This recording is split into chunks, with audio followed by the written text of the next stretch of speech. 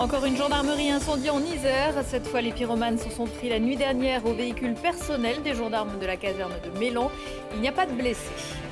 Action Logement et la métropole grenobloise main dans la main. Les deux structures ont le même objectif, faciliter l'accès au logement pour favoriser l'emploi. Exemple concret, Galerie de l'Arlequin. Et puis peut-être une idée pour occuper vos chères têtes blondes, brunes et rousses pendant les vacances. Le musée archéologique Saint-Laurent à Grenoble organise des ateliers de Cularo à Gratianopolis. Bonsoir à tous, bienvenue dans ce JT du jeudi 26 octobre 2017, toutes les heures à partir de 18h. C'est 10 minutes pour faire le tour de l'actu du Grand Grenoble. Les gendarmes de Mélan touchés au plus près. Entre 3h35 et 3h45 dans la nuit de mercredi à jeudi, un ou plusieurs individus ont découpé le grillage de leur enceinte et incendié 4 voitures et une moto au pied des appartements dans lesquels les militaires logeaient avec leur famille. Il n'y a pas eu de blessés, mais les conséquences auraient pu être beaucoup plus graves. Le portail d'entrée de la gendarmerie a été cadenassé, probablement pour empêcher une rapide intervention des secours. Ce qui est sûr, c'est que les familles sont bouleversées.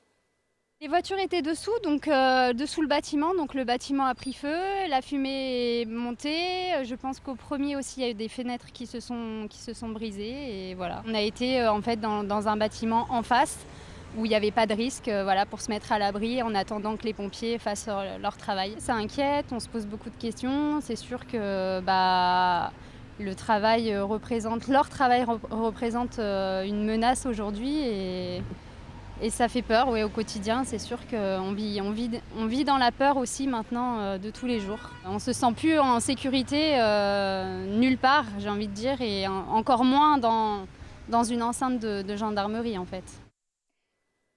Le 21 septembre dernier, le garage et des locaux techniques de la caserne Hoffner à Grenoble avaient été incendiés selon un mode opératoire relativement similaire et revendiqué par les anarcho-libertaires. L'enquête est d'ailleurs toujours en cours.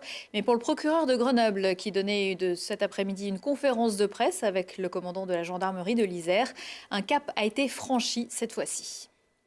Ce qui me paraît important dans cette affaire, ce qui me paraît grave, c'est qu'au-delà de la gendarmerie, qui a été attaqué, non pas qu'il n'est pas grave d'attaquer une gendarmerie, mais au-delà de la gendarmerie, ce sont des familles qui ont été attaquées dans leur domicile au creux de la nuit. C'est pour ça que ces faits sont absolument intolérables et d'une gravité extrême.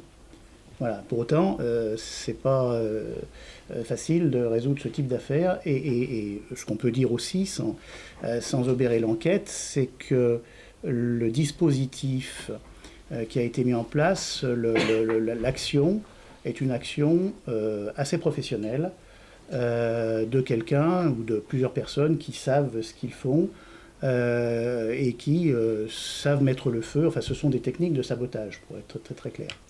Voilà, c'est pour ça que la piste des anarcho-libertaires n'est certainement pas écartée dans la mesure où ces gens-là ont un savoir-faire dans ce domaine et malheureusement de plus en plus élaboré. Une cellule psychologique a été mise en place pour les gendarmes et leurs familles qui ont pu regagner leur logement. Dans un communiqué, le ministre de l'Intérieur, Gérard Collomb, je cite, condamne avec la plus grande fermeté cet acte criminel et explique que tous les moyens sont mobilisés pour que les auteurs de ces actes aient à en répondre devant la justice. Autre actualité, pour Mélan, la constitution de la nouvelle équipe municipale. Jean-Philippe Blanc a enfilé l'écharpe de maire in extremis dimanche dernier avec 13 voix contre 12 pour Jean-Claude Perrin, 7 pour Philippe Cardin. Ce vendredi à 18h, le nouveau maire proposera au vote son exécutif. Techniquement, il lui manque 4 voix pour garantir la constitution de son équipe. 17 voix sont nécessaires. La semaine a dû être longue en tractation. Faute d'accord, le préfet pourrait demander la dissolution du conseil municipal et organiser de nouvelles élections au suffrage universel. C'est le petit coup de pouce qui fait du bien. Action Logement et Grenoble-Alpes Métropole ont récemment signé une convention qui doit permettre de proposer aux métropolitains des logements rénovés et accessibles et par là de renforcer l'attractivité du territoire. C'est le cas par exemple sur plusieurs appartements de la Galerie de l'Arlequin à la Villeneuve de Grenoble. Action Logement aujourd'hui reste effectivement, comme était son prédécesseur, le 1% logement, je dirais une structure qui rend des services aux salariés d'entreprise du secteur privé. et qui accompagne au plus près les collectivités territoriales dans leur développement et en particulier ou entre autres le renouvellement urbain. Les bénéficiaires, ce sont les salariés d'entreprises du secteur privé qui versent ce qu'on appelait historiquement le 1% logement et qui, en contrepartie du versement fait par les entreprises, il est mis à disposition des entreprises des droits dits de réservation qui permettent ensuite de proposer aux salariés des logements. Ici, nous sommes aux 40 Galeries d'Arlequin, 40, 50, où nous avons des travaux majeurs d'ampleur à l'intérieur des logements, mais aussi à l'extérieur. Et l'idée étant, derrière tout cela, c'est la grande rénovation des villes neuves qui est à l'œuvre aujourd'hui. Même si j'étais réticente, oui. Effectivement, aujourd'hui, avec le recul, du coup, je suis contente de ce que j'ai aujourd'hui et de l'appartement spécialement, en particulier, on va dire. Voilà. La rénovation du 40-50 Galerie de l'Arlequin a été réalisée par Actis pour 89 logements et la SDH pour 154 autres. Encore une belle cagnotte pour l'université Grenoble-Alpes. Elle fait partie des 16 universités qui obtiennent une dotation de l'État au titre de la 3e phase des programmes d'investissement d'avenir et qui se partagent 216 millions d'euros. 29 dossiers ont été retenus par un jury international sur les 191 déposés. À Grenoble, les 12 546 000 euros obtenus doivent permettre de créer une école supérieure de chimie, biologie et santé.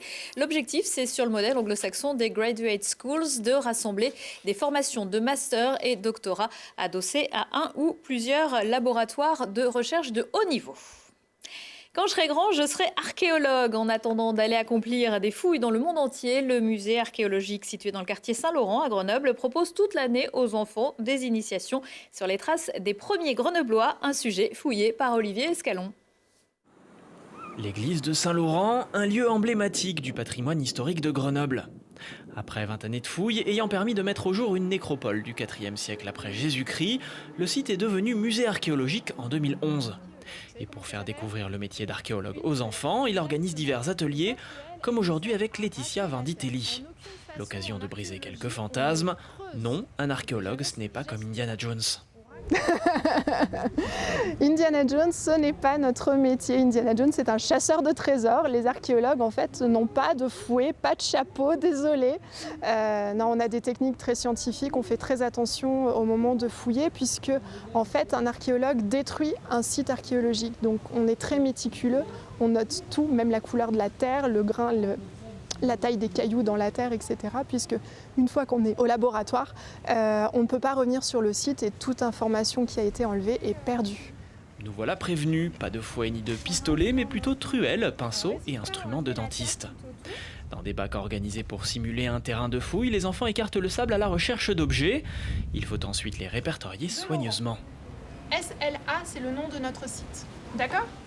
Position géographique dans le quadrillage, taille, orientation et information sur le site. On prend le tout en photo, puis on recherche à quoi ces objets peuvent bien correspondre. Bref, ça ressemble plus aux experts qu'à un film d'aventure. En fait, c'est beaucoup plus complexe que je me l'imaginais. Mais bon, après, le fait que ce soit du sable, forcément, c'est beaucoup moins réaliste, mais il y a beaucoup de trucs à apprendre déjà en faisant l'activité comme ça avec du sable. Je pensais que tu creusais et puis après tu laissais dans un coin et tu touchais plus comme les doudous quand tu les achètes et après tu touches plus. Moralité, l'archéologie c'est pas comme les doudous, ni comme Indiana Jones, mais c'est bien quand même. Le musée archéologique se met aussi à l'heure d'Halloween avec mardi prochain la présence de 3 conteurs et un musicien qui raconteront des histoires effrayantes aux visiteurs et un atelier pour les enfants sur le thème des sorcières, même pas peur. Le tirage au sort de la Coupe de France de foot avait lieu en fin de matinée. 3 clubs sud-isérois sont encore en lice pour le 7e tour. Comme le veut la tradition, ce sont les plus petits qui reçoivent. Gros morceau pour Cessiné qui évolue en Régional 2 et qui recevra Bourg-Péronas, club de Ligue 2. Le GF38 en National 1 se déplacera chez un club de National 2, Annecy, où évolue un ancien grenoblois, Nassim Akrour. Les deux équipes jouaient au même niveau l'an passé. Et puis la Vallée de la Grèce en Régional 2 accueillera Cluse-Sionzier, club de Régional 1. Les rencontres rencontres auront lieu les 11 et 12 novembre. À 19h15, 20h15 et 23h15, Si on parlait, émission best-of aujourd'hui pour Thibault Leduc avec l'humour de Mathieu Madénian, la pop folk du groupe Quai d'Orsay et le cri du cœur de Latifa, maman de la première victime du terroriste Mohamed Merah. Prochain rendez-vous avec l'actu dans 1 heure et en replay sur telegrenoble.net. On se quitte avec ces images de l'Alpe d'Huez, pas trop de neige sur les sommets mais avec un bel automne et des couleurs renversantes. Très belle soirée à tous.